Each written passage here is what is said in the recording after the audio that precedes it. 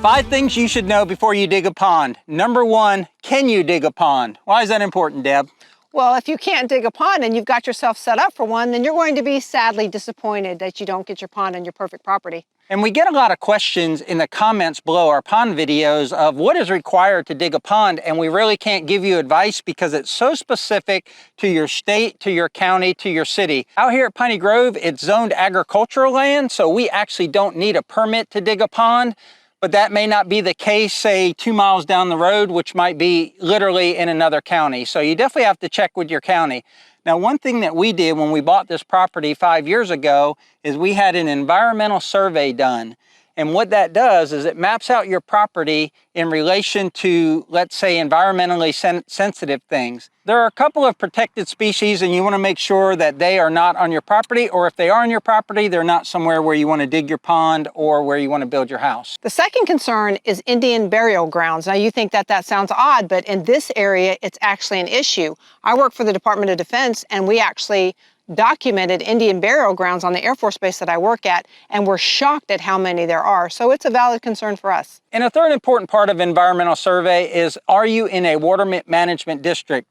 And that may be different in your state, but here where we live, you can't do anything to change the way water flows or disrupt the water source for other people. So they have what's called water management districts, and part of your property, it could be a corner, it could be a small depression, it could be a natural cypress spring, but it could be something that prevents you from digging or altering it. So those were the reasons that we had an environmental survey done, and we were clean of all those issues. So that's something that we can pass along to you, that if that's a concern before you buy a piece of property or you're about to develop a piece of property, spend that money, get that environmental survey, and then you have peace of mind. That's actually a really big one because, as Brad said, we had to actually pay for the survey before we even bought the property, but it was worth the money because how awful would it have been to have bought the property and then went to building? Oh, you can't because that's gopher turtle nesting grounds. If there was a gopher turtle in the area where we put the pond, we wouldn't be able to do that at all. We wouldn't be able to disturb it. It doesn't mean we couldn't do other things with our property, but that area we would have to leave alone. That covers the first point. Can you dig on your property? So you have to do some homework there. And what's the second point?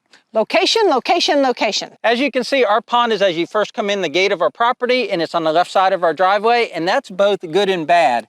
When our pond is full and it's beautiful and it's pretty, it's a very good thing. It's right there, it's the focal point of our property. But when it's not full, it's kind of an eyesore and it's right there in your face as you come in your property. So we'll get into why we chose that location besides the aesthetics, but that's something to think about, is if you're building a pond and it's questionable if it can stay full or how full it can be. Do you want it right in the front of your property when you drive in? You can see we switched locations of the camera so you can see how our pond is right next to our driveway here. But the reason we put our pond here is because our house is going to be behind the camera. And what do we want to be able to see from the house, Deb? We want to be able to see the pond. We want to be able to see ducks and birds and critters and the water when there's water. That covers location of the pond. And now we'll slip into our third point, which would be soil type. So why is soil type important, Deb? Well, whether you know it or not, or whether you think about soil types, there are soil types that hold water and there are soil types that don't hold water, i.e. sand. And your soil type will dictate whether or not you have a pond or you have a sieve. And that's what we have here, folks. We dug in an area that has a mixture of soil. There's some clay, there's some sand, there's some sandy clay mix. What you want in the bottom of a pond is 12 or 18 inches of a clay that won't allow water to go through it. And there's different types of clay out there. So your best bet is to have a core sample done where they drill down and they see what the layers of the soil are underneath where you're planting your pond. We didn't do that. And what we found is on that end of the pond, it's kind of sandy. This corner right here is kind of sandy. We've got a good red clay on that corner and then a different kind of clay down the side. So it's very important to determine your soil type, or else you're going to have the issues we've been having with this pond, and that's that it doesn't hold water the way we want it to. We talked about soil type, and I'm standing on our red clay bank. And again, that's just probably 1/3 of our pond has this red clay. And you can see right here, you'll see these veins. And these veins, these white veins right here, are a different type of material. It's not really sand, it almost looks like a different type of clay. And that's what you'll find with the soil in your pond, is that it's not continuous all the way across. And in this case, these little veins could possibly be cracks where your pond can leak. Now, when you get your pond dug, you can take all this and mix it together and pack it on the bottom of your pond. But this is a prime example of what sometimes is hidden underneath the surface that you can't see, is just what you think is this monolithic clay bank, and it really has a lot of cracks in it. When we talk about clay, this is the type of clay that our pond is, and you can see it will form a ball and it'll stay together, but it's not really the gooey, sticky type of clay that you want for a pond. That leads us to our next point, which is where does your water come from for your pond? When we first bought this property, this was a low depression right here. There wasn't a pond here, but it was an area that frequently held water. And that's what led us to think that maybe we could put a pond here. We pulled up when we first looked at this property. It was like, oh, it already had its own pond, so much so that there were thousands and thousands of tadpoles. We thought, okay, this works really well. We have a pond, we'll dig it deeper, life will be good. This is what's called a runoff pond or a runoff area. So we have 20 acres out here, and it doesn't all slope to this area, but our neighbors are about 14 foot up the hill. So all the water from their property comes through those pines and filters through and collects down here. And we have a paved road out there, and that paved road is crowned. So all the water on this side of the paved road comes into our pond. So we probably have 5 acres, maybe 10 acres that fill this up. So we figured we'd come in here and dig out that depression a little bit and then use that fill dirt around the property. And since it held water when we looked at the property in the first year that we owned the property, there always seemed to be some water here, that what's the harm in digging it out? That'll just further collect that water and we'll have a nice pond. But that didn't work out for us.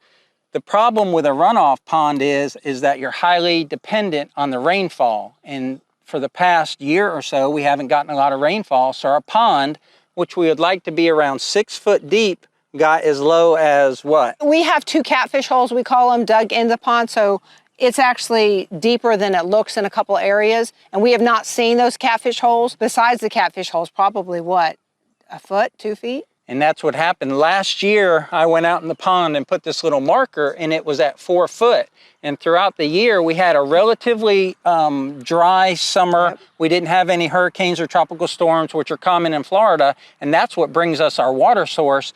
And we need this to get up to 8 or 10 foot deep to sustain those times when we don't get the rainfall. Well, we didn't get the rainfall. We got up as high as 6 foot, and then it just kind of went between 6 foot and 4 foot. And then we had a really dry winter, and it went from 4 foot all the way down to literally inches in the center, and almost went dry just a few weeks ago. But we've had some good spring rains here, and now we're back up to about 4 foot. But the biggest thing we're trying to get across here is, where is that water source?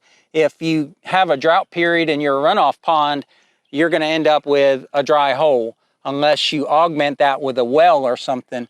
If you're lucky enough where you have a wet area that has water coming up from the bottom and you have a natural spring, then that's a whole different ball game, and that actually could lead you to an issue that we don't normally have, which is an overflow condition where you have too much water. So it's just something to think about. What's your water source for your pond? So we talked about water sources, and what we've done here to bring more water into our pond is we put in 250 feet of 6-inch pipe all the way up to our pole barn and our mega shed.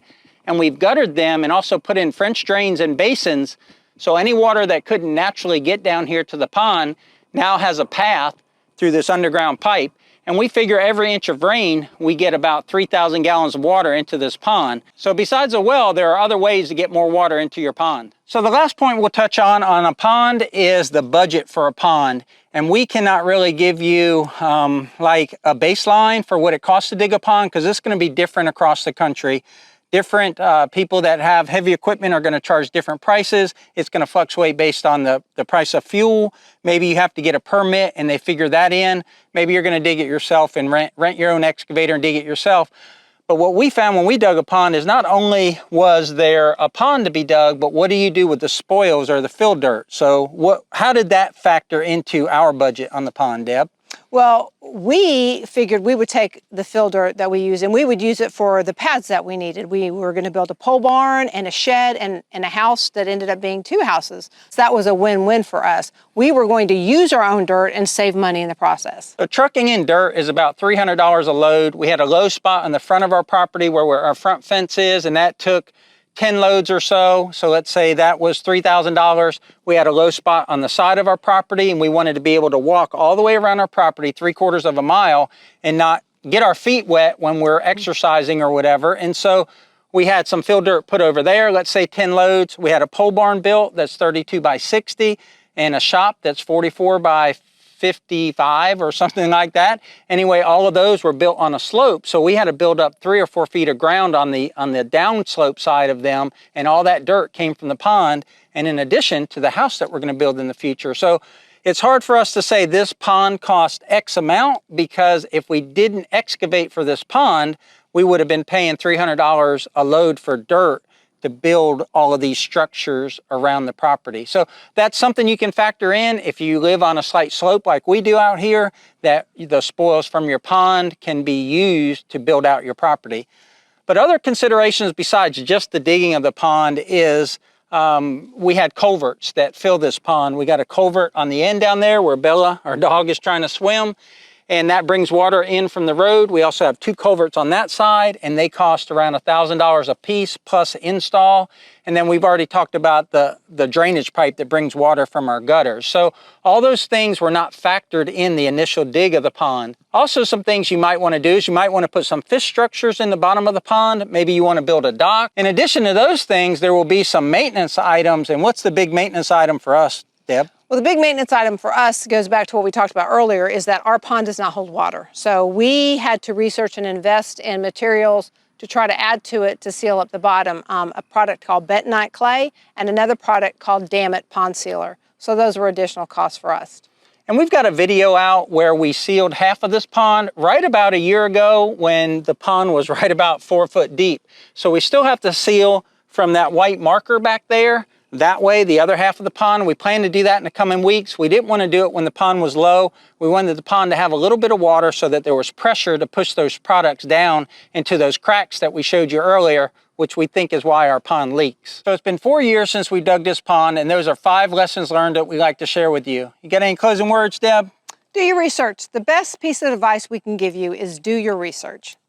Definitely buy once, cry once, because it's a lot easier to build a pond correctly than it is to fix it after it's done either incorrectly or you miss some steps or skip some steps like we did. But that's all we got, folks. So until the next video, y'all take care out there. Take care.